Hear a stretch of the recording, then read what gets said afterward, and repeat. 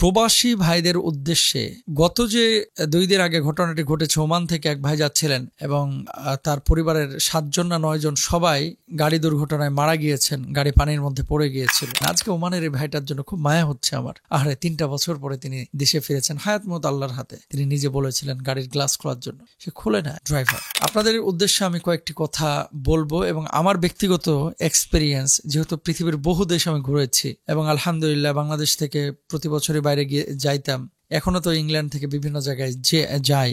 আপনাদেরকে কয়েকটি বিষয় আমি বলি, শুনেন। এয়ারপোর্টে যত আইন করুক, নিজেরা সচেতন না হলে কিন্তু হয় না। অনেক সময় আপনারা এই যে রিসিভ করার জন্য 3 বছর 4 বছর পরে আসতেছে, দল বাইধে যে আসেন, এটা ঠিক না। আমি বাংলাদেশের একজন প্রখ্যাত আলেমের কাছে আরটিভি লাইভে একটি কথা শুনেছিলাম, কথাটা আমার কাছে যৌক্তিক মনে হয়েছে, যে পরিবারের সব সদস্য একসাথে একই গাড়িতে সবসময় সফর করবেন না। কেন করবেন না? ধরেন আপনার 3 বাচ্চা, আপনার স্ত্রী, আপনি একই গাড়িতে সফর করছেন। দুর্ঘটনা অথবা অ্যাক্সিডেন্ট এটা তো বলে আসে না, যদি ঘটেই যায় একসাথে সবাই কিন্তু দুনিয়া থেকে আপনি বিদায় নিয়ে চলে গেলেন, সব আল্লাহর ইশারা। কিন্তু আপনি যদি 2 গাড়িতে, অথবা আপনি ধরেন 2 সন্তানকে রেখে 1 সন্তানকে নিয়ে আসলেন, অথবা 2 সন্তানকে নিয়ে আসলেন, 1 সন্তানকে রেখে আসলেন। একজন আলেম বলেছিলেন যে বিমান দুর্ঘটনায় যদি সবাই একসাথে মারা যায়, তাহলে তো আমার পরবর্তী প্রজন্ম আর টিকে থাকলো না, শেষ হয়ে গেল, আমার জন্য দোয়া করার মানুষও থাকলো না। হায়াত মত আল্লাহরই হাতে, কিন্তু সতর্কতার জন্য কিছু কিছু বিষয় আমাদের বোঝা উচিত। আমি যখন ইংল্যান্ডে এসেছি, বিশ্বাস করেন আমার কেউ বলতে পারবে না কখনো, আমার সাথী সঙ্গী অনেকেই ছিলেন বাংলাদেশে। আমি দেশের বাইরে সফর শুরু করেছি সেই 2009 সাল থেকে। কত আগে, প্রতি বছর আমি 2টা 3টা 4টা 5টা দেশ সফর করতাম। আলহামদুলিল্লাহ কোনো দিন আমার পরিবারের সদস্যদেরকে ওই রিসিভ করার জন্য আমি ডাকি নাই এবং আমাকে তারা বিদায় দেয় নাই। কি হয়, আবেগ, ইমোশন এটা ভেতরে রাখেন। আর পুরুষ মানুষের এত আবেগ আসে কোত্থেকে?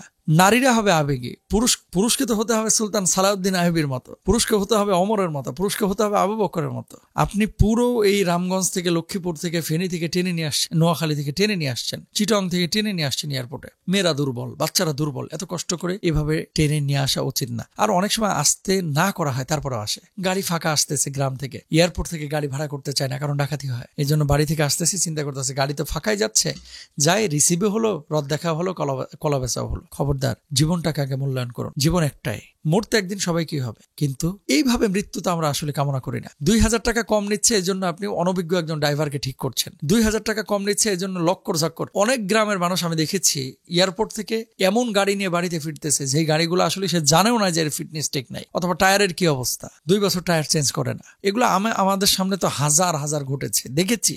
এয়ারপোর্টে শত শত মানুষ বের হচ্ছে, একটা লক্কর চক্কর গাড়ি নিয়ে তাকে রিসিভ করতেছে। তাহলে দরকারটা কি ছিল? একজন আসলেই তো হতো। আর রিসিভ করার জন্য আসতেই বা হবে কেন? আমি প্রতিবার এয়ারপোর্টে নামি, আমারও তো লাগেজ থাকে, আমি ওখান থেকে গাড়ি ভাড়া করি অথবা উবার ডাকি। উবার ডাকলে তো সেখানে একটা আপনার থাকে, ডকুমেন্ট থাকে। আপনি বলবেন যে মোহতারাম, নামার পরে তো সিম থাকে না।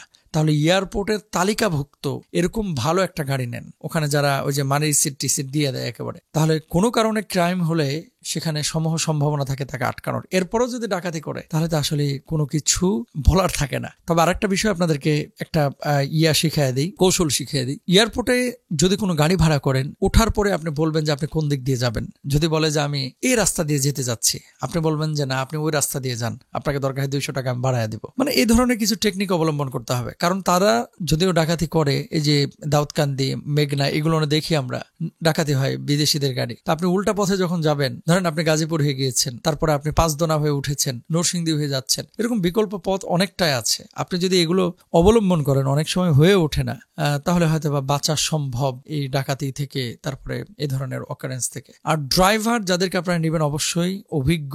2000 টাকা বেশি লাগুক, কারণ আগে জীবন ভাই।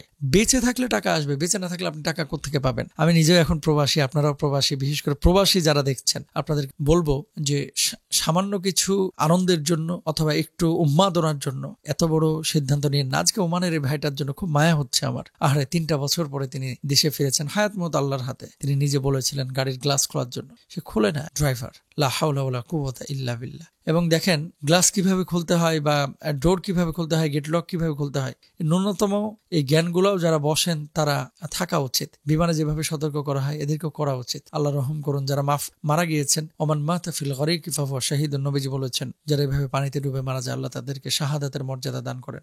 আল্লাহ সবাইকে জান্নাতে ভালো রাখুন। সবার জন্য দোয়া। আল্লাহ আমাদেরকে সতর্কতা অবলম্বন করে জানমালকে হেফাজত করার এবং ঈমান নিয়ে দুনিয়া থেকে বিদায় নেওয়ার তৌফিক দান করুন। আমিন।